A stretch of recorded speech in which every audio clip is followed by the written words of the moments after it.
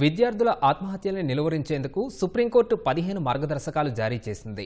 దేశంలోని అన్ని ప్రభుత్వ, ప్రైవేటు పాఠశాలలు, కళాశాలలు, యూనివర్సిటీలు, కోచింగ్ సెంటర్లు, రెసిడెన్షియల్ విద్యా సంస్థలు, హాస్టళ్లకు మార్గదర్శకాలు వర్తిస్తాయని స్పష్టం చేసింది. విశాఖలో నీట్ విద్యార్థిని మృతి కేసులో ఈ మేరకు తీర్పు ఇచ్చిన సర్వోన్నత న్యాయస్థానం ఆ కేసును సీబీఐకి అప్పగించాలని ఆదేశించింది.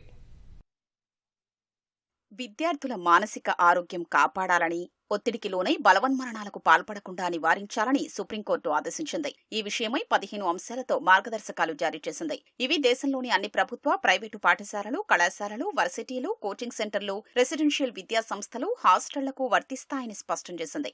తీర్పు కాపీని రాష్ట్రాలకు పంపి ఈ మార్గదర్శకాల అమలుకు వెంటనే చర్యలు చేపట్టేలా చూడాలని ఆదేశించింది. దీనిపై కేంద్ర ప్రభుత్వం 90 రోజుల్లోపు చర్యా నివేదికను సమర్పించాలని నిర్దేశించింది. విశాఖపట్నంలోని ఒక కోచింగ్ ఇన్స్టిట్యూట్లో నీట్ శిక్షణ పొందుతున్న పశ్చిమ బెంగాల్ యువతి అనుమానాస్పద మృతిపై సీబీఐ దర్యాప్తునకు ఆదేశించాలంటూ నమోదైన కేసులో తీర్పిస్తూ సుప్రీంకోర్టు ఈ ఆదేశాలు జారీ చేసింది. ఈ మరణానికి సంబంధించి ఆంధ్రప్రదేశ్, పశ్చిమ బెంగాల్లలో వేర్వేరు ఎఫ్ఐఆర్లు నమోదైన నేపథ్యంలో సీబీఐ దర్యాప్తునకు ఆదేశించడం తమ పరిధిలోకి రాదంటూ ఏపీ హైకోర్టు గతేడాది ఫిబ్రవరి 14న ఇచ్చిన తీర్పును సుప్రీంకోర్టు కొట్టివేసింది. ఈ కేసును సీబీఐకి అప్పగించాలని జస్టిస్ విక్రమ్నాథ్, జస్టిస్ సందీప్ మెహతాలతో కూడిన ధర్మాసనం శుక్రవారం తీర్పు వెలువరించింది. నీట్ శిక్షణ కోసం పశ్చిమ బెంగాల్ నుంచి వచ్చి విశాఖలో హాస్టల్లో ఉంటున్న ఓ విద్యార్థిని 2023 జూలై 14న రాత్రి 3వ అంతస్తు నుంచి పడి తీవ్ర గాయాల పాలైంది. ఆమెను ఆసుపత్రిలో చేర్చగా చికిత్స పొందుతూ తుదిశ్వాస విడిచింది.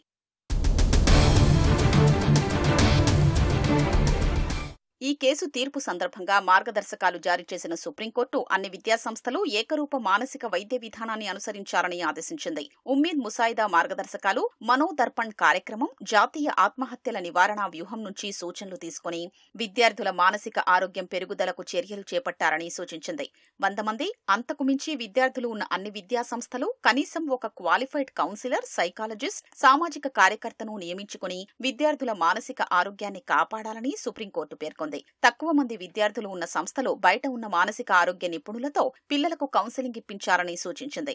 పిల్లలు పరీక్షల ఒత్తిడికి లోనవకుండా చూడ్డానికి కౌన్సిలర్కు బాధ్యతలు అప్పగించాలని పేర్కొంది. అన్ని విద్యాసంస్థలు, ముఖ్యంగా కోచింగ్ సెంటర్లు విద్యార్థుల్ని ప్రతిభ ఆధారంగా బ్యాచ్ల వారీగా విభజించడం, అందరి ముందు కించపరచడం, సామర్థ్యంతో సంబంధం లేకుండా లక్ష్యాలు విధించడం లాంటివి మానుకోవాలని సుప్రీంకోర్టు స్పష్టం చేసింది. మానసిక ఆరోగ్య సేవలు, స్థానిక ఆసుపత్రులు, ఆత్మహత్యల నిరోధ హెల్ప్ లైన్ నెంబర్లను హాస్టళ్లు, తరగతి గదులు, కామన్ ఏరియాల్లో ప్రదర్శించాలని ఆదేశించింది. అన్ని విద్యాసంస్థల్లో బోధన, బోధనేతర సిబ్బందికి ఏడాదికి కనీసం 2 సార్లు మానసిక ప్రథమ చికిత్స, హెచ్చరిక సంకేతాల గుర్తింపు, స్వీయ హాని సమయంలో స్పందించడంపై శిక్షణ ఇప్పించాలని సూచించింది. సామాజికంగా, ఆర్థికంగా వెనుకబడిన వారు, దివ్యాంగులు, అనాథలు, ఆత్మన్యూన్యతతో ఉన్నవారు ఇలా అన్ని వర్గాల పిల్లల్ని కలుపుకునిపోయేలా విద్యాసంస్థలు తమ సిబ్బందికి శిక్షణ ఇప్పించాలని ఆదేశించింది. ర్యాగింగ్, లైంగిక దాడులు, వేధింపులపై వచ్చే ఫిర్యాదుల్ని తక్షణం పరిష్కరించి బాధితులకు అండగా నిలబడేలా అన్ని విద్యాసంస్థలు పటిష్టమైన వ్యవస్థను ఏర్పాటు చేసుకోవాలని తెలిపింది. ఇలాంటి విషయాల్లో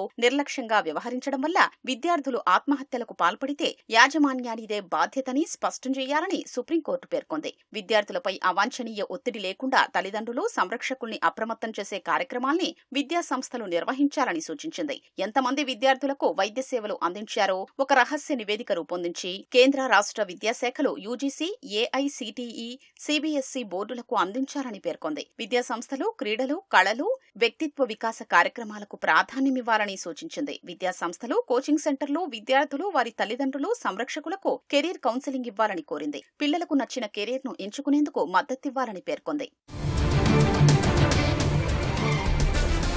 గురుకుల విద్యాసంస్థలు, హాస్టల్ యజమానులు, వార్డెన్లు, కేర్ టేకర్లు విద్యా ప్రాంగణాల్ని వేధింపులు, దాడులు, డ్రగ్స్ రహితంగా తీర్చిదిద్దాలని